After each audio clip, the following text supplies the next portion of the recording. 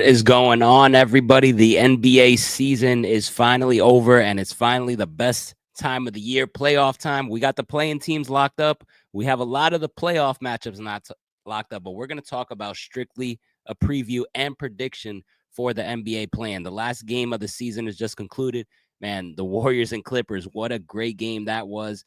It was incredible. Kawhi Leonard looks unbelievable. I mean, the way he's able to miss so much time, come back and still look like the player that he is. I'm telling you, I put out a tweet earlier. I said, this guy is healthy. Kawhi is a top 5 player in the NBA. And you can even make the case, in my opinion, that he is top 3, man. Just the way he's been able to just miss so much time and just look like such a freaking beast. And he's able to play both ends of the court.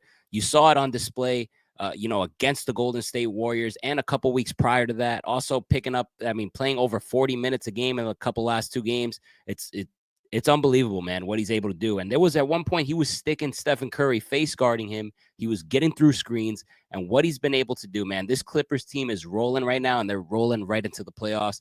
They got themselves a nice little week off, or a couple, probably 5 to 6 days off there, which is, essential for having a guy like Kawhi Leonard on your team. You know he needs that time off. He's going to be able to recover. They're playing great basketball. And it's an opportunity lost for the Warriors, man. The Warriors now, playing an overtime stressful game at home. Then you got the turnaround to play into the play-in on on Tuesday. That's a big task, man. Obviously, Jimmy Butler also, dealing with a little bit of an injury. It looked like Kawhi and him went knee to knee. He's probably going to be hobbled up. You already know the injury with Steph Curry with his hand. He's not 100%. Draymond also tweaked something in his neck. He's not 100%. And, the Warriors are kind of, I wouldn't say in trouble yet, but a huge opportunity missed, man. You would have really loved to see, if you're a Warriors fan, them win that game, get those 6 days off to 5 days off to recover all those injuries like I was talking about. And hey, let's break it down, man. This is it's going to be a great playoffs. I'll tell you that much, man. As you see here, Cleveland finishing in the first seed, the Pacers finishing 4th. They'll play the Bucks. The Knicks will play the Pistons in the Eastern Conference, and then the Celtics as the 2nd seed with 61 wins. Obviously, the play-in set is set in the Eastern Conference. You've got the Chicago Bulls taking on the Miami Heat, and you got the Orlando Magic taking on the Atlanta Hawks. In the West side, you have the Thunder at the 1st seed. You're going to have Nuggets and Clippers. So with the Clippers win, they are the 5th seed. They'll play the Nuggets in the first round.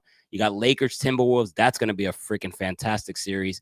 The Rockets will wait to see the winner of the Golden State and Memphis game in the play-in that we'll see Tuesday. And then you got the Kings and Mavericks also in the play-in spot. And let's just break it down, man. These games are going to be I'm freaking excited, man. I'm pumped up. I'm excited. Let's break it down. Let's start it off in the Western Conference. So you got the Golden State Warriors, as we touched on, taking on the Grizzlies. The good thing about this, all right, if there's any good thing, is that the Warriors don't have to travel after their game against the Clippers, all right? This game is going to be in Golden State, so they'll stay home, which is very good. You're going to probably take the entire day off on Monday, ready to play this team on Tuesday, and you've kind of seen this team play just a couple weeks back. And that is when Stephen Curry had that 52-point game. So Stephen Curry obviously feels good playing against the Grizzlies. This is a team that they have battled with for the last couple of years. They know this team well. The Grizzlies are a team that's kind of stayed intact. Those core guys have been together for quite some time. So the Warriors know how to play against them. They've battled in the playoffs before. They battled, hell, even in a play-in game before. So this is nothing that the Warriors haven't seen yet. I do feel good for this matchup. If you're a Warriors fan, I would as well. Looking at the season series, the Warriors have handled the Grizzlies throughout the season. Obviously, notably beating them April 1st, which I just mentioned, which is when Stephen Curry had that big 50-point game. Obviously, the Grizzlies did get them in the second matchup of the season, but no Jimmy Butler, and things have obviously changed. You're looking at a way different Warriors team with Jimmy Butler. So the Warriors, beating the Grizzlies 3 games out of 4. And I kind of like them in this matchup. This is a winner take all. Winner gets to play the Houston Rockets. And that's going to be a fantastic series. Houston and Golden State, that's something to touch on. If that happens, I cannot wait to give my thoughts and predictions on that one. But for the play-in game, I think that the Warriors are going to win on Tuesday. I think they have to. They're looking at Again, trying to win and get these days off that you need desperately. The quicker you win in this play-in scenario, the more days you get off. So you're kind of like it's resetting the whole mindset, but going at it with the same approach that you did against the Clippers on Sunday. Warriors have to win. They cannot mess around. This Grizzlies team is very inconsistent. Ja Morant has been playing out of his mind. I will give respect to him. He also had a good game against the Golden State, but Desmond Bane is a player that's been up and down. Jaren Jackson Jr., as great as he is defensively, he has been up and down. And then the role players for the Memphis Grizzlies are not so consistent. All right, you're losing a guy like Jalen Wells, which is a phenomenal rookie. You know, he brought so much, such a defensive presence, and he was great this year, but he's going to miss the season. He's going to miss the game. I think the Grizzlies are a team that is, ever since they fired their coach and the last couple months, they've been super up and down, super up and down. The Warriors, on the other hand, despite losing to the Clippers, they have been a team that has looked awesome since acquiring Jimmy Butler. I think they kind of reset. Obviously, the loss Sunday probably hurts. It's a good thing they have the day off and they don't have to travel. I think the Warriors come in and absolutely handle the Memphis Grizzlies. I think it's going to be a good game, though. But I think they get their way. I think Curry has a big game. I think he has to. These players have to lock in and kind of treat this game the same way they did Sunday. But I think it'll end up in a win. The second game in the Western Conference, you got the Dallas Mavericks taking on the Sacramento Kings. This season series went all to Sacramento. Sacramento winning 3 of their 3 games. But I will say this, Anthony Davis did not play in any of those matchups. All right. And he is a big difference maker. This is a guy who just had a triple double his last time out. All right. The Dallas Mavericks with Anthony Davis on the floor are a completely different team. Hell, the Dallas Mavericks, even without Kyrie and without Anthony Davis, there was talk saying that these guys won't even make the play-in game. There was talks if they're going to make the 10th seed, 11th seed, if they're going to finish 12th.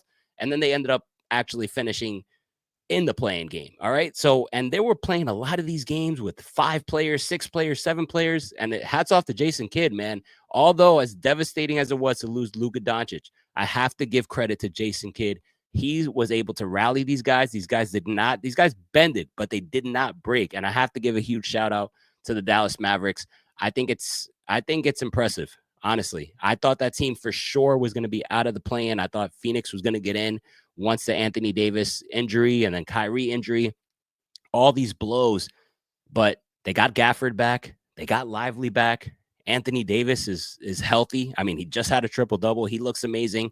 You know, Klay Thompson, he's a guy that's shaky, but he's a guy that can get hot. And in these one type of games, playing games, if Klay Thompson starts off or hitting his first 2 threes, I mean, Dallas is going to be on their way. It's going to be interesting, but Sacramento's fan base is going to be loud as hell. But they recently lost Malik Monk, obviously losing De'Aaron Fox in the middle of the season. I just don't think that the Sacramento Kings have enough here, man. I know they have Zach LaVine. I know they have DeMar DeRozan, and I know they have Domas Sabonis. But Sabonis is kind of the only guy that I see as a real threat. This guy's a double-double machine. He's flirting with a triple-double near every night. But I just don't think they have enough firepower. I love what I've seen from Dallas lately than Sacramento lately. I trust Dallas's coaching staff more than I trust Sacramento. I understand home court, but at the end of the day, these guys are professionals. This home court really does not matter as it used to back in the day, in my opinion. I think Anthony Davis has a big game, and I just like the Dallas Mavericks to beat the Sacramento Kings. Zach LaVine and DeMar DeRozan, all respect to those guys, hell of a career, but they don't really wow me. They just don't. So, sorry, Sacramento fans, but I got the Dallas Mavericks winning that matchup. And then we're going to go off to the Eastern Conference. You got my boys, the Miami Heat, taking on the Chicago Bulls. They're going to be in Chicago for this one. The Heat, unfortunately, losing all 3 games to the Chicago Bulls. And mainly, it's because of Josh Giddey. I mean, look at these stats. The last 2 games, Josh Giddey with a triple-double against the Miami Heat and over 24 points scored in every single matchup. They have to contain that man. You cannot have Josh Giddey out here doing anything he wants to do against the Miami Heat. The Miami Heat's game plan should be stop Josh Giddey and let the other guys beat you. Kobe White, he's a hell of a scorer. Vucevic has killed the Heat in the past, but I think if you limit Josh Giddey, the Miami Heat can come out victorious on this one. It's going to be hard to beat a team yet 4 times, all right? Kind of similar to what I said about Dallas kind of getting Sacramento. I see that as well. in this side of the Miami Heat. I'm going with the better coach in Erik Spoelstra. I'm going with my boys. As bad as of a season as it has been, you have to win this game, Miami. You have to win this game. All right. Why do you have to win this game? Because these young guys have been playing so much throughout the season. You're talking about Kel'el Ware. You're talking about Jaime Jaquez. You're talking about all these young guys. But playoff experience is something that you really want to get these guys accustomed to, man. You want to see what you have. You've seen a lot of a sample size throughout the season of these young guys kind of playing in these bigger roles ever since Jimmy Butler's departure. But I want these boys to get into the playoffs and get a taste. Even if you get swept, just the fact that you're on that stage, you're playing high-level basketball, it'll kind of give me a reading of who is worth committing to for the future and who is worth getting out. And also, this can also kind of, catch Kevin Durant's eyes. If he sees us, making it and battling in the playoffs, he might be like, hey, maybe I'm the missing piece next to Tyler Hero and Bam Adebayo to get this thing going. Hey, you never know, but the Heat have to win this game. They have to make a statement here in the play-in. I'm going to roll with my boys. I think they do it. It's going to be hard to beat this team four times. It's hard to beat Spoelstra 4 times in a row. I don't think Chicago can do it. I expect the Heat to win. I expect the big night from Tyler Hero. He's got to be the main guy. It starts with him, and then Bam just doing the dirty work. But Andrew Wiggins also, I will say, I think he is the X factor of the series. If Andrew Wiggins gets hot, all right, I think that the Heat are going to be on their way out of the play-in. All right. And then the last game, you got the Atlanta Hawks taking on the Magic. The series between these two is tied at 2 apiece. The last one, obviously, the last game of the season, nobody played, so you can kind of chalk that one up. I would say the advantage here is to the Orlando Magic, pretty much winning the important games, 2-1. Paolo Banchero has absolutely shredded this team, all right, scoring over 30 points, as you see, in 4 out of the last 5 matchups, including 2 double-doubles recently against the Atlanta Hawks. This guy is a stone-cold killer, man. I will say, Paolo Banchero is a beast. They do have problems in Orlando, though. Orlando struggles to shoot the ball consistency. They don't really have playmakers outside of Wagner and outside of Paolo Banchero. So if you stop those guys, you kind of see the game get really ugly in Orlando. And that scares me. If the Hawks have a good game plan to stop Paolo, it is going to be ugly for the Orlando Magic. And then I can see the Hawks winning. However, if Paolo kind of get to his bag, which I think he will, I mean, having over 30 points, the last 3 of the 4 matchup against the Hawks, it seems like he doesn't have a problem against those guys. I expect Paolo to have a big game. I expect the Orlando Magic to win that game, but I do give credit to the Atlanta Hawks. All right. They have a solid team. Obviously, losing Jalen Johnson was a big deal to them. I think if he was in there, they might have been even the 6th seed, honestly. Trae Young has had a nice season. All right. He's a walking double-double. What he's able to do, playmaking, is unbelievable. But Dyson Daniels, man, that guy has been tremendous for the Hawks, man. What he's able to do, he's able to pick up full court and be a hell of a defender. I think the Magic are going to have their hands full. He's probably going to stick Wagner a lot. So I think he's going to struggle.